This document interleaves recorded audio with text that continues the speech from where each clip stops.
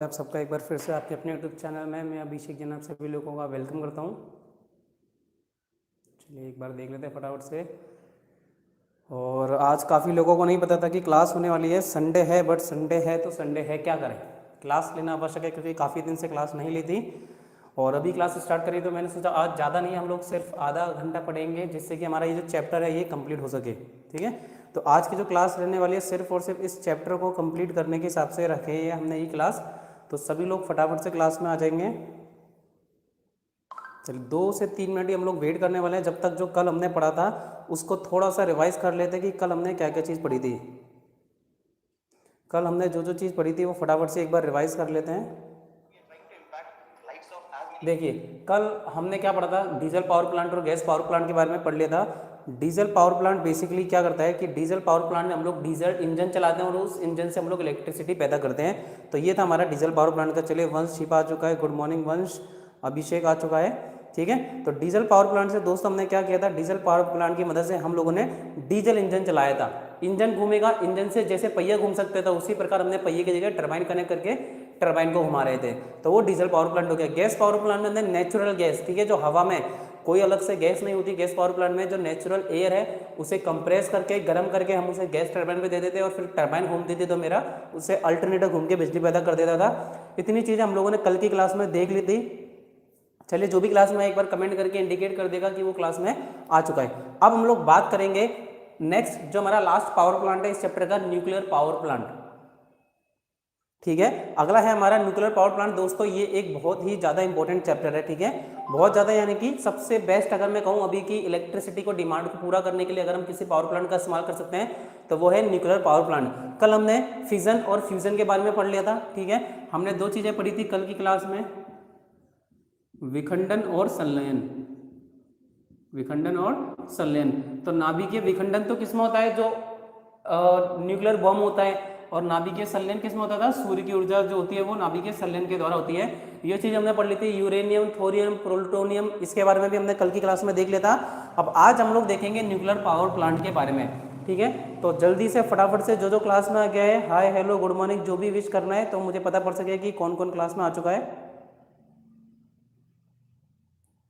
अभिषेक और वंश का कमेंट आया बस अभी तक। न्यूक्लियर पावर प्लांट पढ़ना स्टार्ट करेंगे, लेकिन न्यूक्लियर पावर प्लांट को पढ़ने से पहले कुछ बातें जानना बहुत ज़्यादा आवश्यक है कि न्यूक्लियर पावर प्लांट ऐसा पावर प्लांट है जिसकी मदद से, यानी कि आप देखो एक तो बहुत कम, मात्र 1 किलो यूरेनियम की मदद से मैं कितना ज़्यादा इलेक्ट्रिसिटी का आउटपुट ले सकता हूँ, आप ये सोच भी नहीं सकते। ठीक है, चलिए Kajal Kumari ji good morning, hello. तो देखिए कि मात्र आप 1 किलोग्राम यूरेनियम, ये देखो मैं यहाँ लिख रहा हूँ, 1 किलोग्राम यूरेनियम आप जलाओगे तो वो कितने किलोग्राम कोयले के बराबर हो गया, वो हो गया आपका 4500 टन कोयला।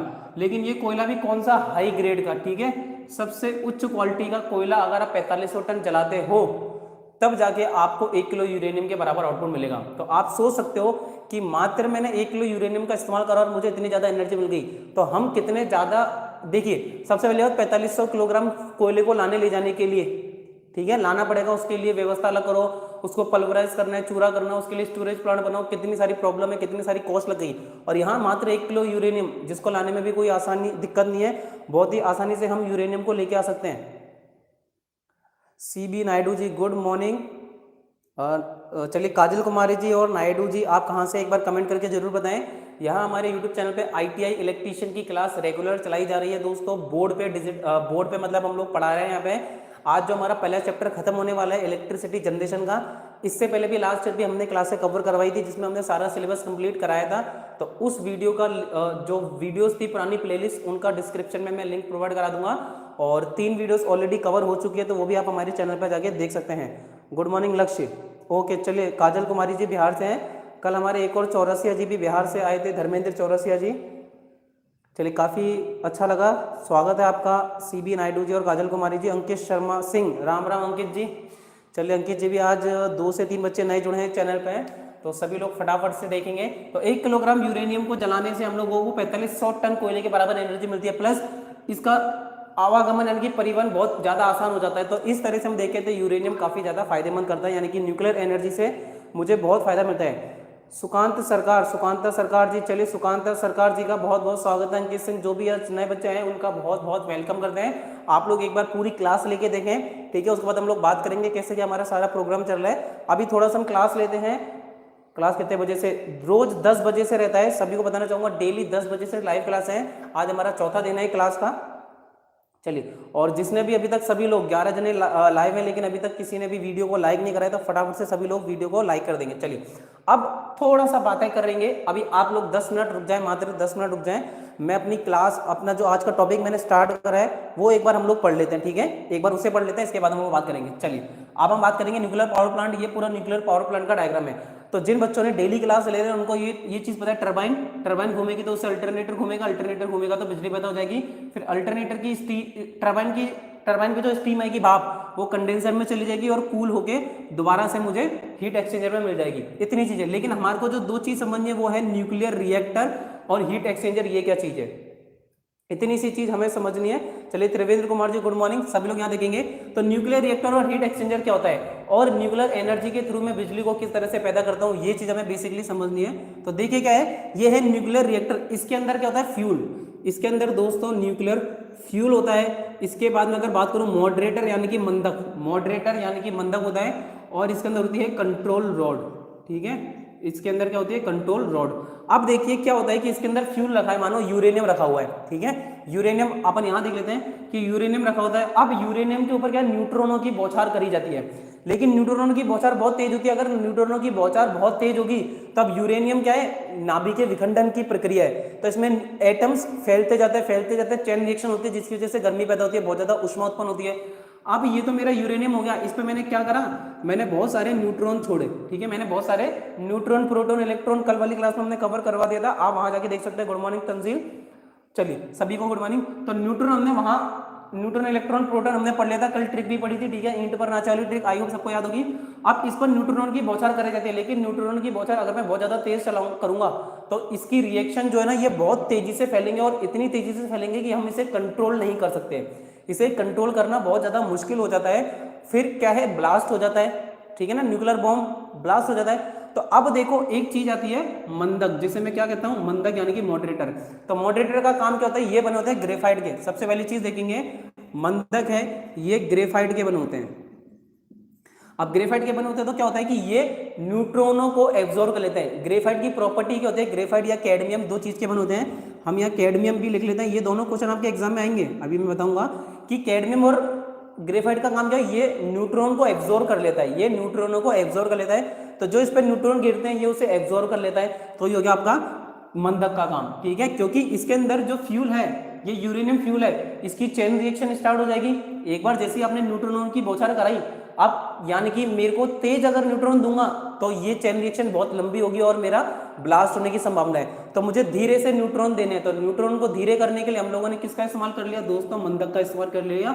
और मंदक कौन से मटेरियल होते हैं, न्यूट्रॉन और प्रोटॉन, न्यूट्रॉन और न्यूट्रॉन, सिर्फ न्यूट्रॉन, ग्रेफाइट और कैडमियम, सॉरी कंफ्यूज हो गए, मंदक, कैडमियम और ग्रेफाइट होते हैं जो कि न्यूट्रॉन को एब्जॉर्ब करने का काम करते हैं। अब जब एक बार चेन रिएक्शन इसके अंदर स्टार्ट हो गई तो अब क्या, यूरेनियम बहुत सारे अणुओं में फैलता जाता है, ठीक है, फैलता जाएगा। कल वाली क्लास आप लोग एक बार जरूर देखें, मैंने अच्छे से क्लियर करा था। अब वो जो न्यूट्रॉन फैल रहे हैं उनको भी रोकना आवश्यक है। तो इस चैम्बर में लगाई जाती है कंट्रोल रॉड। कंट्रोल रॉड इन इलेक्ट्रॉन को फैलने से रोकता है, ज्यादा नहीं फैलने देता, ठीक है। ये इसकी दीवारों पे टकरा के दोबारा बाहर आते हैं। अगर ये दीवारें नहीं होंगी, कंट्रोल रॉड नहीं होगी, तो ये बाहर निकल जाएगा। चलिए, तो मेरा यूरेनियम था, जो मेरा यूरेनियम था उसने चेन रिएक्शन करके क्या करा, अधिक मात्रा में ऊर्जा, ऊष्मा उत्पन्न कर दी। अब ये जो ऊष्मा है, चलिए प्रवीण कुमार यादव जी, गुड मॉर्निंग प्रवीण जी। सभी लोगों से निवेदन है कि सभी लोग लास्ट तक क्लास में बने रहे। जो भी आप नए बच्चे आए हैं उनसे हम लोग बाद में क्लास में भी बात करेंगे, ठीक है, कि कैसा हमारा शेड्यूल चल रहा है। अभी हम लोग इसको पढ़ लेते हैं। तो न्यूक्लियर रिएक्टर के अंदर हमने क्या करा, चेन रिएक्शन करवाई, इससे ऊष्मा उत्पन्न हुई। अब इस ऊष्मा उत्पन्न हो गई, इसे मैंने क्या करा, ये हॉट मेटल है, गर्म मटेरियल है, ठीक है, गर्म धातु है, गर्म धातु में से गुजारा तो ये और गर्म हो गई। फिर आती है हीट एक्सचेंजर। हीट एक्सचेंजर में क्या भरा रहता है दोस्तों, पानी, ठीक है, ये देखो पानी भरा है। अब ये जो फ्यूल के, ये जो है ना हॉट मेटल, ये गर्म धातु होता है, यहाँ से गर्म हो जाता है। ये गर्म धातु इस पानी को गर्म करता है, और पानी को गर्म करने से पानी किस में बदल जाता है, भाप के अंदर, पानी भाप में बदल जाता है। अब इस भाप को, यानी कि जो मेरी भाप बदल चुकी है, इस भाप को मैं किस में लेता हूँ, ये स्टीम बदल गई, ठीक है, पानी भाप में बदल गया, अब ये भाप आएगी वाल्व में। अब इस वाल्व का काम मैंने आपको हजारों बार बता रखा है कि वाल्व का काम सिर्फ और सिर्फ प्रेशर को तेज करना होता है। अंकिता निमजे जी गुड मॉर्निंग, आपका बहुत बहुत स्वागत है। अंकिता जी हमारी पुरानी स्टूडेंट भी हैं। तो इस वाल्व का काम क्या है कि टरबाइन को, इस वाल्व का काम है टरबाइन को और ज्यादा तेजी से घुमाना। अब टरबाइन वाल्व ने क्या करा, प्रेशर स्टीम का भाप जो है, देखो आप पानी उबालते हो तो भाप का प्रेशर कुछ होता है क्या, बिल्कुल आसानी से उठती है, लेकिन नोजल की मदद से मैं उसे कंप्रेस करके एकदम हाई प्रेशर से देता हूं, और जैसे मैं हाई प्रेशर से टरबाइन पे दूंगा तो मेरी टरबाइन घूमेगी, टरबाइन घूमेगी तो मेरा अल्टरनेटर घूमेगा, और अल्टरनेटर घूमेगा तो बिजली पैदा हो जाएगी। इतनी सी बात तो आप सबको पता ही होगी, ठीक है, ये बहुत बेसिक चीज है। अब टरबाइन के ऊपर जो भाप पड़ी, अब वो भाप पड़ने के बाद में धीरे धीरे ठंडी होगी, ठंडी होगी तो पानी में बदलेगी। तो मैंने कंडेंसर नाम के एक उपकरण में वो पानी को स्टोर करा, फिर मैंने कुछ पानी तो क्या है नदी में जाने दिया, कुछ पानी नदी में भी जाने दिया, और नदी का कुछ पानी भी लिया मैंने, और वो कूलिंग टावर में आके थोड़ा ठंडा हुआ, फिर अगेन मैंने सर्कुलेटिंग वाटर के थ्रू पंप हुआ, और देखो फीड वाटर के थ्रू दोबारा हीट एक्सचेंजर में गया। तो ये जो कंडेंसर में पानी, टरबाइन से जो पानी आया, भाप आई, उसे मैं दोबारा प्रोसेस करके दोबारा मैंने किस में ले लिया, हीट एक्सचेंजर में ले लिया। अब देखिए आपसे क्वेश्चन क्या क्या पूछा जा सकता है, बताइए न्यूक्लियर रिएक्टर के अंदर जो न्यूक्लियर पावर प्लांट है उसमें कौन सी प्रक्रिया होती है, नाभिकीय विखंडन या संलयन। तो आप लोग क्या टिक करोगे, नाभिकीय विखंडन की प्रक्रिया होती है। सूर्य में कौन सी ऊर्जा होती है, नाभिकीय संलयन होती है। फिर बताइए कि न्यूट्रॉन की, न्यूक्लियर रिएक्टर में न्यूट्रॉन की गति को रोकने के लिए क्या इस्तेमाल किया जाता है, मंदक का इस्तेमाल किया जाता है। मंदक किस प्रकार के धातु है, तो मंदक क्या है, ग्रेफाइट और कैडमियम एग्जाम्पल आएगा। बताइए निम्न में से कौन सा धातु मंदक है, तो आप टिक करोगे ग्रेफाइट और कैडमियम को। खुदीराम हसंदा गुड मॉर्निंग खुदीराम जी, ठीक है, तो आप टिक करोगे ग्रेफाइट और कैडमियम। हीट एक्सचेंजर का काम क्या है, पानी को भाप में बदलने का कार्य करता है, पानी को भाप में बदलने का काम करता है, ठीक है। और ये देखिए फिल्टर हो गए कोल्ड मेटल के थ्रू, ये क्या है अंदर पानी को इधर भी जाता है, क्योंकि इधर भी पानी देना आवश्यक है कूलिंग के लिए, तो लेकिन यहाँ पे सिर्फ ठंडा पानी जाया जाता है। न्यूक्लियर रिएक्टर में गर्मी इतनी ज्यादा बढ़ जाती है, अब इतनी ज्यादा गर्मी है तो मेरा धातु भी कर सकता है, काफी सारे नुकसान हो सकते हैं, तो उसके लिए मैं दोबारा न्यूक्लियर रिएक्टर के अंदर पानी ठंडा भेज देता हूँ। तो अब बताइए किसी को कोई चीज समझ में आई हो, nuclear reactor, heat exchanger, turbine, exciter, generator, exhaust, steam, condenser, इस डायग्राम में किसी को कोई भी चीज समझ में आई हो, कोई पर्टिकुलर पॉइंट हो, ठीक है, सारा का सारा दोबारा देखना तो आप वीडियो को बैक करके देख सकते हैं, लेकिन अगर कोई पर्टिकुलर चीज आपको समझ नहीं आई हो तो आप मुझे कमेंट करके बता सकते हैं। सुकांता सरकार, अगर मेरा क्वेश्चन डाउट है तो सर हम कॉल करके पूछ लेंगे, सर आपका नंबर देना। देखिए मैं अपना नंबर तो प्रोवाइड नहीं कर सकता, बट आप लोग मेरी इंस्टाग्राम आईडी लिख सकते हैं, टेलीग्राम चैनल पर जुड़ सकते हैं, ठीक है, आप इंस्टाग्राम पे मुझे मैसेज कर सकते हैं। तो जो भी दोस्त इंस्टाग्राम पर जुड़ना चाहे तो देखिए AJ_अभिषेक जी, आप इसका स्क्रीनशॉट ले लीजिए, ठीक है, फिर मैं इसे मिटा रहा हूँ। AJ_अभिषेक जी इंस्टाग्राम आईडी है, आप वहाँ पे मुझसे आके सवाल पूछ सकते हैं। कोई भी दोस्त हमारा जुड़ना चाहे, ठीक है, तो वो जुड़ सकते हैं। AJ_अभिषेक जी मेरी इंस्टाग्राम आईडी है, वहाँ आप लोग मुझसे जुड़ सकते हैं, ठीक है। चलिए खुदीराम, अंकिता जी, प्रवीण कुमार यादव जी, तंजिल, सुकांत सरकार जी, और जो भी बच्चे नए जुड़े, त्रिवेंद्र कुमार, काजल कुमारी, अगर क्लास में प्रेजेंट है, नायडू जी, तो एक बार मुझे कमेंट करके बताएं तो हम लोग थोड़ी सी बात करें। और इस डायग्राम में अगर किसी को कोई चीज़ क्लियर नहीं हो तो वो भी मुझे फटाफट से कमेंट करके बता दें, जिससे कि हम आगे बढ़ सकें, ठीक है। मैंने भी बताया कि 1 kilogram uranium 4500 ton high grade कोयले के बराबर उजाड़ देता है, यानी कि इस मटेरियल को लाने ले जाने की दिक्कत हमारे सबसे ज़्यादा प्रॉब्लम ये थी, जो कि खत्म हो जाती है, तो ये हमारे लिए काफ़ी ज़्यादा फायदेमंद है। चलिए अंकिता निमजे जी को समझ आ गया, पवन टाक को समझ आ गया, बाकी बच्चे भी कमेंट करके बताएं क्या आप सब लोगों को ये जो न्यूक्लियर पावर प्लांट है समझ आया कि नहीं।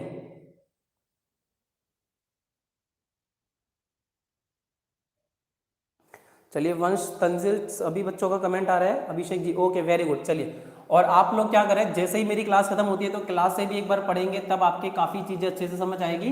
देखिए घर पे पढ़ना भी बहुत ज़्यादा आवश्यक है, अगर आप नहीं पढ़ेंगे तो काम नहीं चलेगा, ठीक है। मेरा तो काम पढ़ाना है, मैं पढ़ा दूंगा, बट आपको रिवीजन नहीं करेंगे तो काम नहीं चलेगा। चलिए बाकी बच्चे बाकी बच्चे भी हैं, अगर क्लास में जो नए बच्चे जुड़े थे जैसे कि प्रवीण जी और त्रिवेंद्र, अगर क्लास में प्रेजेंट है तो कमेंट करके बताएं।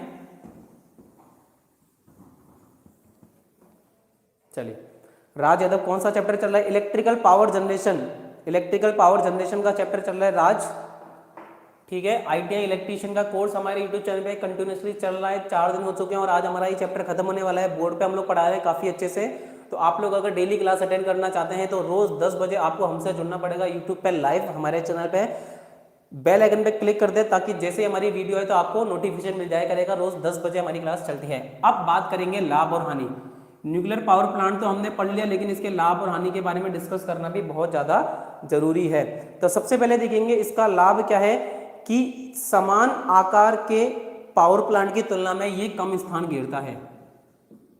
तो हम बात करेंगे कम स्थान घेरता है, ठीक है। यानी कि ये जो हमारा पावर प्लांट है इसे कम स्थान की आवश्यकता पड़ती है, ठीक है। सबसे पहली चीज कम स्थान की आवश्यकता पड़ती है, दक्षता बहुत उच्च है, दक्षता उच्च होती है, ठीक है। इसकी दक्षता 80 to 90% होती है, जो कि बहुत ज़्यादा हाई है। तो इसकी दक्षता सबसे ज़्यादा उच्च होती है। मैंने बात करा कि 1 किलोग्राम यूरेनियम ही बहुत ज़्यादा बिजली उत्पन्न करने में सक्षम है, तो परिवहन लागत कम है, ठीक है। यानी कि परिवहन लागत बिल्कुल कम हो गई, परिवहन लागत कम हो गई इसकी न्यूक्लियर पावर प्लांट की, लाने जलने कम हो गया। ये जो मौसम की परिस्थितियां हैं उससे कम प्रभावित होता है, ठीक है, मौसम से कम प्रभावित होता है। ऐसा नहीं कि भाई पानी चाहिए, बरसात ये वो, ठीक है, ज़्यादा पानी की आवश्यकता नहीं होती। हालांकि पानी को भाप में बदलना है तो इसको ऐसी जगह पे साबित करना आवश्यक है जहाँ नदी हो या डैम बना रखा हो। फिर बात करते हैं इस ईंधन का पुनः उपयोग किया जा सकता है, ईंधन का पुनः प्रयोग, ईंधन का पुनः प्रयोग किया जा सकता है। इसमें जो हमारा फ्यूल होता है इसे हम बार बार प्रयोग में ला सकते हैं। फ्यूल की कॉस्ट कम होती है, फ्यूल की कॉस्ट कम है, लेकिन ऐसा नहीं कम किसके कंपैरिजन में, अदर पावर प्लांट में जो फ्यूल की कॉस्ट है कोयले वगैरह की, उससे तो फ्यूल की कॉस्ट कम ही पड़ती है और ये अधिक विश्वसनीय, ज़्यादातर इसका इस्तेमाल आजकल किया जा रहा है और आगे जाके तो हमारे को इसका इस्तेमाल करना पड़ेगा, विश्वसनीय, ठीक है। थोड़ा सा हिंदी में देख लेंगे। तो ये सारे इसके लाभ हो गए, लेकिन अब इसके देखिए हर चीज़ के लाभ तो हो ही नहीं सकते, ऐसी कोई चीज़ नहीं बनी जिसके लाभ हो, हानि भी बहुत है। तो इसकी आरंभिक लागत यानी कि स्थापना लागत ज़्यादा होती है, बिल्कुल। ये जो न्यूक्लियर रिएक्टर बनता है, हीट एक्सचेंजर बनता है, इनकी कॉस्ट बहुत ज़्यादा होती है। फिर बात करते हैं इसका मेंटेनेंस यानी कि अनुरक्षण, इसका मेंटेनेंस भी कॉस्टली पड़ता है, मेंटेनेंस कॉस्ट इसकी हाई होती है, तो ये चीज़ भी काफ़ी ज़्यादा इंपॉर्टेंट है। फिर इसके अंदर जो वेस्ट, ठीक है, वेस्ट का निस्तारण एक बड़ी समस्या है। जो भाई न्यूक्लियर के बाद में थोरियम बचता है या प्लूटोनियम बचता है, अब उसको कहाँ फेंका जाए। हालांकि उसे दोबारा काम में ले सकते हैं, लेकिन उस प्लूटोनियम के बाद में भी जो वेस्ट बचा है, ऐसा नहीं कि ये खत्म हो जाता है, जिस एक बार इसमें से सारी एनर्जी निकल गई उसके बाद भी फ्यूल तो हमारा वैसा का वैसा रहता है, जैसे कि कोयले को जलाने के बाद राख बचती है, वैसे ही इसके बाद में भी काफ़ी कुछ बचता है। अरे यार सो रहा था संडे, चलो तुम्हारी बातें स्टार्ट हो गई, बातें नहीं करेंगे, ठीक है। और सबसे बड़ी बात, ये जो पावर प्लांट है इसके लिए कुशल श्रमिकों की आवश्यकता पड़ती है, ठीक है। बाकी पावर प्लांट में तो कुछ नहीं है, कोई दिक्कत नहीं है, कैसे भी काम में ले लो, कोयला भरने के लिए लेबर का इस्तेमाल करो, लेकिन यहाँ पे कुशल श्रमिकों की आवश्यकता पड़ती है, जो कि एक बहुत ज़्यादा टिपिकल काम में कुशल अपने को स्किल वर्कर ढूंढने पड़ेंगे अच्छे से, जिनको नॉलेज हो प्रॉपर, उन्हें ढूंढना पड़ेगा। तो ये थे इसके लाभ और हानि। आई होप आप सबको क्लियर हो होंगे। लाभ क्या है, ये कम स्थान घेरता है, इसकी दक्षता बहुत उच्च होती है 80 to 90%, परिवहन लागत कम होती है, मौसम से कम प्रभावित होता है, ईंधन का पुनः उपयोग किया जा सकता है और फ्यूल की कॉस्ट अदर प्लांट के कंपैरिजन में कम है और ये अधिक विश्वसनीय है। इसी के साथ हानि की बात करें तो आरंभिक लागत बहुत ज़्यादा है, मेंटेनेंस कॉस्ट ज़्यादा है, वेस्ट का निस्तारण एक समस्या है और कुशल श्रमिकों की आवश्यकता पड़ती है। तो आई होप आप सभी को ये चीज़ समझ आ गई होगी। चलिए, अब ये सारे पावर प्लांट हमने पढ़ लिए, अब इन पावर प्लांट का कंपैरिजन करना है, ठीक है। अब क्या करेंगे, जो हमारा लास्ट टॉपिक है कि इन पावर प्लांट का हमें कंपैरिजन पढ़ना है, ठीक है। तो देखो, ये तो हो गए हमारे मापदंड,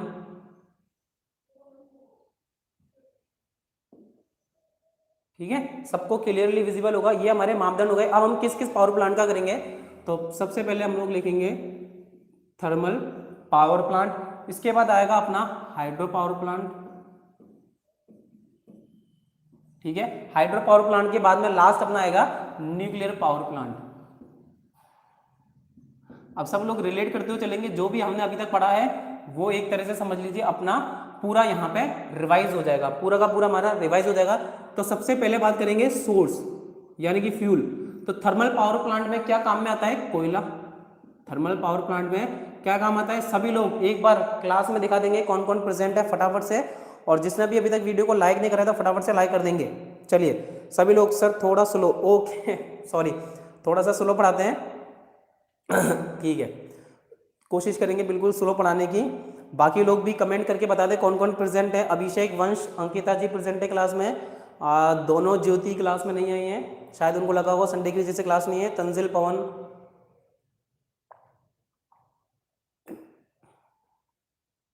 पंकज, और कौन है देखे क्लास में?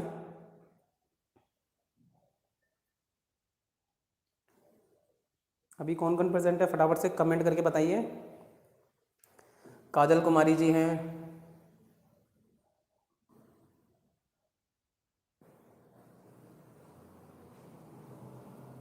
चलिए तो अब देखते हैं एक एक करके आराम आराम से। सबसे पहले बात करेंगे सोर्स। तो थर्मल पावर प्लांट में फ्यूल क्या होता है? कोयला। हाइड्रो पावर प्लांट में फ्यूल क्या होता है? जल यानी कि पानी। हाइड्रो पावर प्लांट में फ्यूल के रूप में हम किसका इस्तेमाल करते हैं? पानी का।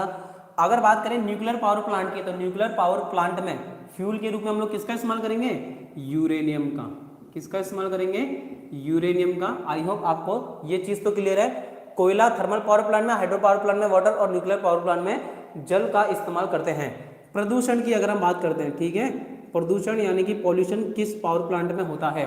तो बताइए कि कोयले वाले पावर प्लांट में क्या कोई प्रदूषण होता है?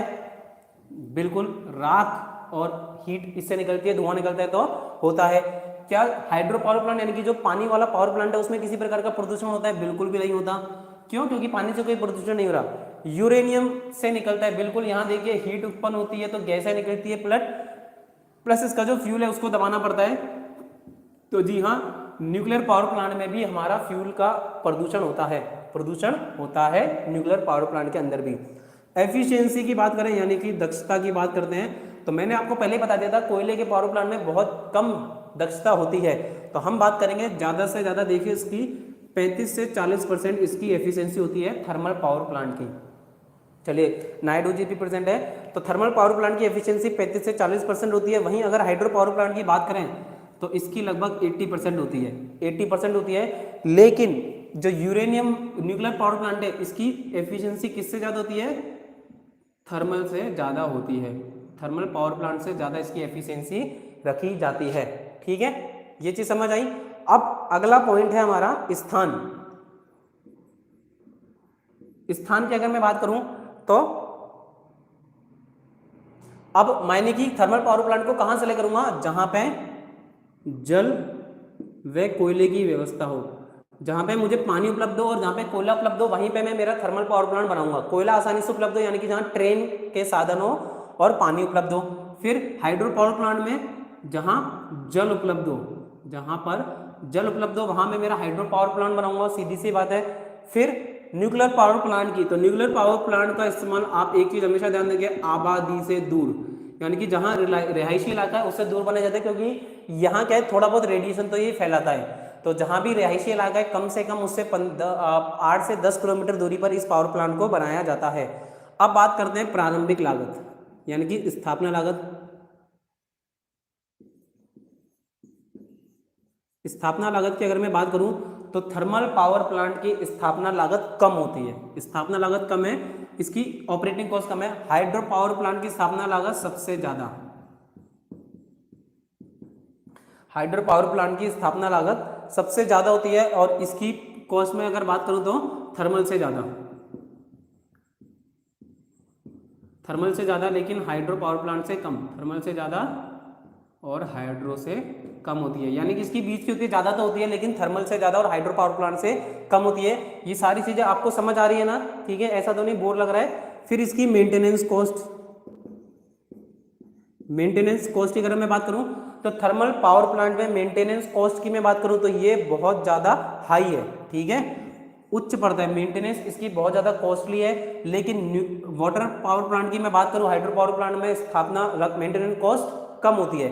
और साथ ही साथ यूरेनियम यानी कि न्यूक्लियर पावर प्लांट में भी मेंटेनेंस कॉस्ट ज्यादा रखी जाती है। ठीक है, ईंधन का ट्रांसपोर्ट देखिए, थर्मल पावर प्लांट में ट्रांसपोर्टेशन कॉस्ट बहुत ज्यादा महंगी पड़ती है, बहुत ज्यादा। हाइड्रो पावर प्लांट में ट्रांसपोर्टेशन कॉस्ट है ही नहीं भाई, जहां पानी में वहीं प्लांट बनाऊंगा तो मुझे ट्रांसपोर्टेशन करना ही है। और न्यूक्लियर पावर प्लांट में ट्रांसपोर्टेशन कॉस्ट बहुत कम रखी जाती है, होती तो है लेकिन इतनी ज्यादा नहीं होती है। ठीक है, तो ये कुछ पॉइंट थे जो कि आपको याद करना बहुत ज्यादा जरूरी था। इसके साथ एक रह गया रनिंग लागत। रनिंग लागत क्या होता है? प्रचालन लागत। तो देखिए कोयले को जलाने के लिए जो ऑपरेटिंग कॉस्ट है वो बहुत ज़्यादा होती है। कोयले को चलाने के लिए जो ऑपरेटिंग कॉस्ट है वो बहुत ज़्यादा होती है। हाइड्रो पावर प्लांट में ऑपरेटिंग कॉस्ट बिल्कुल कम होती है, नगण्य मैं कह सकता हूँ बिल्कुल नहीं होती। और थर्मल पावर प्लांट की अगर मैं बात करूँ तो इसमें ऑपरेटिंग कॉस्ट कम होती है। तो दोस्तों ये था आपका थर्मल, हाइड्रो और न्यूक्लियर पावर प्लांट जो बेसिक आपके प्लांट है। इसके अलावा देखिए हमने कौन सा छोड़ दिया, डीजल पावर प्लांट और गैस पावर प्लांट हमारा रह गया। तो बाकी आप ये बताइए कि आपको पहले तो ये चीज़ क्लियर हुई कि नहीं कि थर्मल, हाइड्रो और न्यूक्लियर पावर प्लांट में अंतर बेसिक से लेके हमने जो पढ़ना स्टार्ट किया था। सर कभी कभी कैमरा ब्लर, हाँ देखिए कैमरा ब्लर होगा, बिल्कुल मुझे पता है कैमरा होता है, बट इसको थोड़ा सा इग्नोर करें यार। ये प्रॉब्लम है ना, मैं सॉल्व नहीं कर सकता, सॉरी, बट ये वाली प्रॉब्लम सॉल्व नहीं हो सकती। आप लोग क्या कीजिए, अपना पिक्सल हाई रखा कीजिए और ये जो ब्लर वाली प्रॉब्लम है ना 10-15 सेकंड के लिए होती है और उसके बाद तुरंत हट जाएगी। सर वीडियो थोड़ा ब्लर दिख रहा है, बिल्कुल ब्लर बिल्कुल दिखेगा, लेकिन ये थोड़ी देर के लिए समस्या होती है और थोड़ी देर बाद ये समस्या दोबारा हट जाएगी। ब्लर होता है, आई नो, मुझे पता है, बट अभी क्या है अपने पास में जो साधन है उसकी मदद से पढ़ाने की कोशिश करते तो नहीं है। अभी देखो आपको बिल्कुल सही दिख रहा होगा, ब्लर होता है माना, बट कुछ नहीं कर सकते। अब इसके लिए आपको क्या करना है, ज़्यादा से ज़्यादा लोगों के साथ जुड़वाइए, वीडियो शेयर कीजिए, थोड़ा बहुत अपने पास में पैसे आएंगे तो फिर अपन अपना कैमरा खरीद के थोड़ा कुछ करने की कोशिश करें, बट अभी जो है उसमें कुछ भी नहीं कर सकते, सॉरी दोस्तों। चलिए अब आप देखिए इसे, अभी तो क्लियर दिख रहा है ना सबको। तो ये बताइए जो सारे पॉइंट हैं, प्रदूषण, दक्षता, सोर्स स्थान, प्रारंभिक लागत, मेंटेनेंस कॉस्ट, ट्रांसपोर्टेशन और रनिंग लागत, क्या ये सबको समझ आ गई क्या? अंकिता, पंकज, वंश, नायडू जी, अंकित, काजल कुमारी, पवन, तंजिल, अभिषेक, चलिए सभी लोगों को क्लियर है। लक्ष्य क्लास में नहीं है क्या? सबको ये पॉइंट्स क्लियर हो गए हैं क्या, ये बताइए पहले तो। सब लोगों को ये पॉइंट क्लियर हो गए हैं, दिख रहा है अभी तो सबको?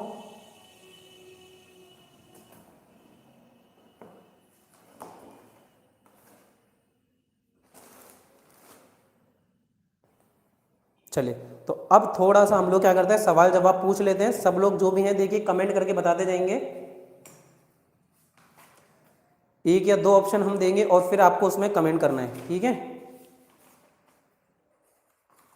तैयार हैं सभी लोग? चलिए तो मैं पहले तो इसको रफ कर देता हूं।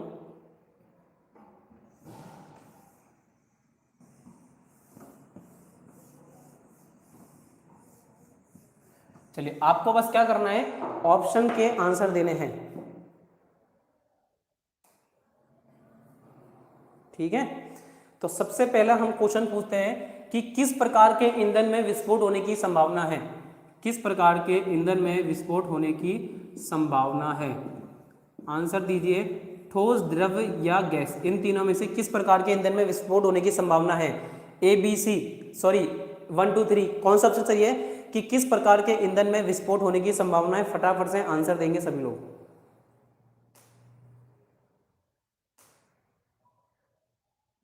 किस प्रकार के ईंधन में विस्फोट हो सकता है, आंसर देंगे सब लोग। चलिए अभिषेक का आंसर आ चुका है, अभिषेक ने कहा है ठोस ईंधन में विस्फोट होने की संभावना है। बाकी लोग भी आंसर देंगे, बाकी लोग भी आंसर देंगे। जब तक मैं अगला लिख लेता हूं, अगला क्वेश्चन लिख रहा हूं। पवन, वंश, तंजिल का भी आंसर आ चुका है ठोस, और बाकी लोग बताएं।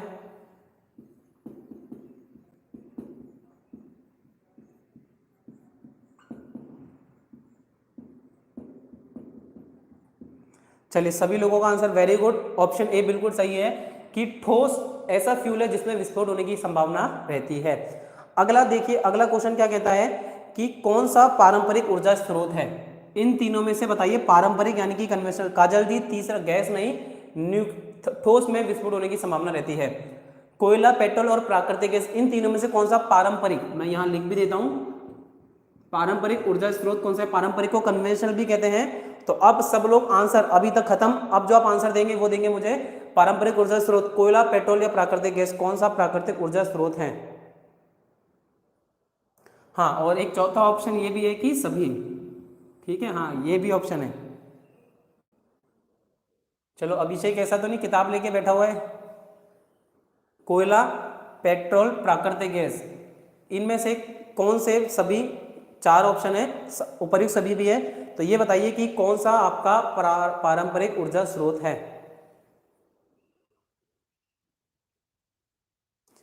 चलिए पवन का आ गया उपयुक्त सभी, वंश का भी चौथा ऑप्शन। चलिए वेरी गुड। नायडू जी का तीसरा नहीं, नायडू जी प्राकृतिक गैस, पेट्रोल, कोयला ये सभी हमारे पास क्या है, कन्वेंशनल पावर प्लांट के अंदर आता है। तो इसका करेक्ट आंसर हो गया उपयुक्त सभी। ठीक है, इसका करेक्ट आंसर क्या हो जाएगा, उपयुक्त सभी हो जाएगा।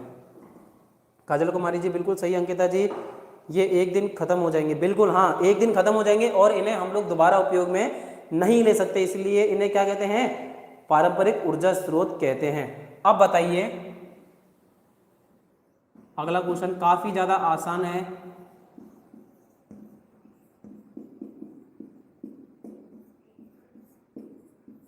चारकोल, ठीक है सुनो, कोयला निम्न में से किस प्रकार का ईंधन है, ठोस, द्रव्य या गैस। कोयला निम्न में से किस प्रकार का उदाहरण है, ठोस, द्रव्य या गैस। क्वेश्चन नंबर 3 का आंसर देंगे, कोयला निम्न में से किस प्रकार का। हाँ नायडू जी आपका ये तो सही है, ठीक है ये वाला क्वेश्चन सही है। आप इसका आंसर दीजिए कि निम्न में से कोयला किस प्रकार का उदाहरण है, ठोस, द्रव्य या gas. Question number Tanzil Naidu ji मुझे लगता है आप पीछे चल रहे हैं क्लास में, आप यूट्यूब पर अपने 4-5 बार टैप कर लें। निम्न में से कोयला बिल्कुल, चलिए सो तंजिल, वंश, पवन, अंकिता, काजल कुमारी जी का आंसर आ चुका है ठोस। चारकोल किस प्रकार का उदाहरण है, एक ठोस का उदाहरण है। ठीक है चलिए, तो ये चीज सबको समझ आ गई क्या। अच्छा अब बताइए पल्वराइज्ड कोयला क्या होता है। ठीक है, पल्वराइज्ड कोयला क्या होता है। ऑप्शन 2 है छोटे छोटे कणों में टूटा हुआ, ऑप्शन ए, या फिर राख रहित कोयला। ऑप्शन ए और बी दोनों में से आंसर देना है कि पल्वराइज्ड कोयला क्या होता है, छोटे छोटे कणों में टूटा हुआ, ऑप्शन नंबर ए, या फिर बड़े बड़े कणों में टूटा हुआ। पल्वराइज्ड कोयला क्या होता है, ए और बी। ठीक है, पल्वराइज्ड कोयला क्या होता है, ए और बी। तो ये है छोटे छोटे कणों में टूटा या बड़े बड़े टुकड़ों में टूटा हुआ। पल्वराइज्ड कोयला क्या होता है, छोटे छोटे कणों में टूटा हुआ या फिर बड़े बड़े कणों में टूटा हुआ, बताइए। छोटे छोटे, वेरी गुड, बिल्कुल सही जवाब है, छोटे छोटे कणों में टूटा हुआ होता है। अब बताइए विद्युत उत्पादन कितने केवी पर किया जाता है। ठीक है, ए बी सी डी करके आंसर देना है। 1.1 केवी, 111 केवी, 11 केवी या 10 केवी। करेक्ट आंसर देंगे कि इलेक्ट्रिसिटी का उत्पादन कितने केवी पर किया जाता है। चलिए फटाफट से आंसर देंगे कि इलेक्ट्रिसिटी का उत्पादन कितने केवी पर किया जाता है।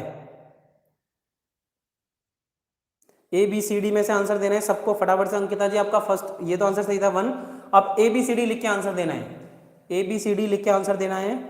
बी 111 केवी, शूटर गेमिंग पंकज का 11 केवी, पवन टांक का 11 केवी आ चुका है, अभिषेक का 11 केवी, तंजिल का 11, अंकिता जी का 11 केवी, वंश का। चलिए सभी लोगों का आंसर सही है, बिल्कुल डेफिनेटली इलेक्ट्रिसिटी का जनरेशन 11 केवी पर किया जाता है, चाहे वो कोई भी पावर प्लांट हो 11 केवी पर ही किया जाएगा। ठीक है चलिए फिर आपसे पूछा जाएगा, बताइए किस प्रकार के पावर प्लांट का उपयोग अधिकतर किया जाता है, ज्यादातर किस प्रकार के पावर प्लांट का उपयोग किया जाता है। कोयले वाले पावर प्लांट का यानी कि थर्मल पावर प्लांट का, जल पावर प्लांट का, या फिर न्यूक्लियर पावर प्लांट का। बताइए किस पावर प्लांट का उपयोग अधिकतर किया जाता है, कोयले आधारित, पवन आधारित, डीजल आधारित, या कोयला आधारित, जल आधारित, या न्यूक्लियर आधारित। बताइए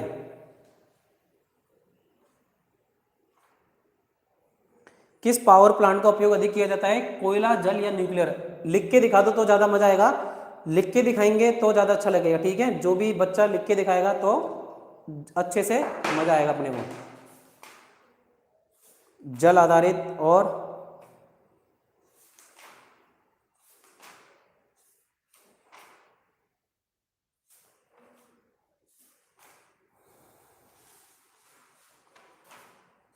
चलिए वेरी गुड वेरी गुड, सभी लोग बहुत अच्छे से बता रहे हैं। चलिए नहीं, गलत जवाब। देखिए अभी के टाइम पे हाइड्रो पावर प्लांट की कॉस्ट बहुत ज़्यादा होती है, मैंने आपको बताया। न्यूक्लियर पावर प्लांट अभी पूरे विश्व भारत में 6 से 7 ही हैं, और कोयले की सबसे ज़्यादा है, क्योंकि अभी कोयला मिल रहा है, जब तक मिल रहा है तब तक ये खत्म कर रहे हैं। तो कोयला आधारित पावर प्लांट भारत में सबसे ज़्यादा हैं।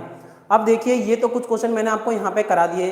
अब इसके बाद के जो क्वेश्चन है वो हम लोग किस तरह से करेंगे, आप लोगों को PDF टेलीग्राम चैनल पे मिल जाएगी। ठीक है, टेलीग्राम चैनल का लिंक जो प्रीवियस वीडियो उसके डिस्क्रिप्शन में आपको मिल जाएगा। टेलीग्राम चैनल पर जाइए, वहाँ आपको इलेक्ट्रिकल पावर जनरेशन वाले चैप्टर की वीडियो मिल जाएगी, PDF मिल जाएगी। जिसके पास बुक है वेरी गुड, जिसके पास बुक नहीं है वो PDF डाउनलोड करे, मैंने उस PDF के हिसाब से पढ़ाया हुआ है, ठीक है। पूरी PDF मिल जाएगी, आप प्रिंट भी निकाल सकते हैं। और डेली 11 बजे 10 बजे हमारी क्लास होती है, तो डेली आपको टाइम पे आना है, ठीक है। चाहे छुट्टी हो चाहे कुछ भी हो, मैं डेली 10 बजे यहाँ आप लोगों के सामने खड़ा मिलूंगा, आपको डेली क्लास होगी, ठीक है। चाहे संडे मंडे सेकंड सैटरडे कुछ भी हो, हम यहाँ डेली क्लास लेंगे, ये चीज़ आपको क्लियर हो जानी चाहिए। फिर जो भी नए दोस्त जुड़े हैं, नायडू जी, अंकिता जी, काजल कुमारी जी, आप अपने दोस्तों के साथ क्लास को जरूर शेयर करें और अपने दोस्तों को भी ज़्यादा से ज़्यादा चैनल पर जोड़ें, जिससे कि हमें पढ़ने में ज़्यादा अच्छा लगे, ठीक है। अपने सभी दोस्तों को ज़्यादा से ज़्यादा जोड़ें। और कोई भी दोस्त अगर मुझसे जुड़ना चाहता है, किसी भी तरह का सवाल करना चाहता है, तो इंस्टाग्राम ID है मेरी AJ_अभिषेक जी। अगर किसी भी तरह का आपको क्वेश्चन हो, सवाल हो या कोई चीज़ हो, पूछ सकते हैं। और ज़रूरी नहीं आप यहाँ जुड़ें, आप लोग यूट्यूब पे कमेंट कर सकते हैं, मैं उस कमेंट का जवाब दूंगा। डेली 10 बजे आके आप मुझसे लाइव बात कर सकते हैं। हाँ, चिराग भाटी को मैंने कॉल भी करा था, ठीक है, मैसेज भी करा, फिर भी वो लेट उठा। रात को जल्दी सोया करो और सुबह जल्दी उठा करो 10 बजे तक। कल कौन सा चैप्टर होगा? बिल्कुल, अभी हमने कन्वेंशनल एनर्जी सोर्सेज के बारे में पढ़ लिया था, अब हम पढ़ेंगे नॉन कन्वेंशनल। कल पढ़ेंगे नॉन कन्वेंशनल। अब नॉन कन्वेंशनल में कौन कौन सा आएगा? पूरा सोलर पावर प्लांट बहुत बड़ा है, solar power plant, wind power plant और बायोगैस पावर प्लांट, ठीक है। बायोगैस के साथ ये हमारा ओशियन यानी कि जो समुद्री ऊर्जा से प्राप्त करते हैं वो, जियोथर्मल पावर प्लांट। तो कल से ये वाला चैप्टर चलेगा और इसमें भी 2 से 3 दिन लगेंगे। अभी 4 क्लास कंप्लीट हो चुकी है, चारों क्लास में हमने पढ़ लिया। तो आप लोग क्या करें कि इन चारों क्लास को देख लें, हाँ, वंश की तरह डेली उठा करो। तो ये चारों क्लास मैंने आपके लिए देख रखी है, ठीक है। आपको डिस्क्रिप्शन में भी मिल जाएगी और आप चैनल पर जाएंगे तो वीडियो सर्च करेंगे, आपको मिल जाएगी, ठीक है। डेली हम क्लास लेते हैं, तो सबको कल से टाइम पे आना है, ठीक है। अभी मैं क्लास आज की एंड कर रहा हूँ, चैप्टर हमारा खत्म हो चुका है। रिवीजन करके आएंगे सभी लोग। अब सारा वीडियो का किताब से रिवीजन करेंगे या वीडियो देखिए, कैसे भी करो आप लोग रिवीजन करोगे। वीडियो को लाइक करो और अपने दोस्तों के साथ ज़्यादा से ज़्यादा शेयर करो। अपने को नहीं पता, बस आप सभी अपने ITI के दोस्तों के साथ जरूर शेयर करो। तो जो भी नए बच्चे हैं, काजल कुमारी जी और तंजिल, अंकिता जी, आप सभी से निवेदन है, सॉरी नायडू जी, काजल जी, और जो नए बच्चे हैं अंकिता निमजे जी, आप सभी अपने दोस्तों के साथ ज़्यादा से ज़्यादा वीडियो शेयर करें। थैंक यू दोस्तों, मिलते हैं कल अपनी नेक्स्ट क्लास में।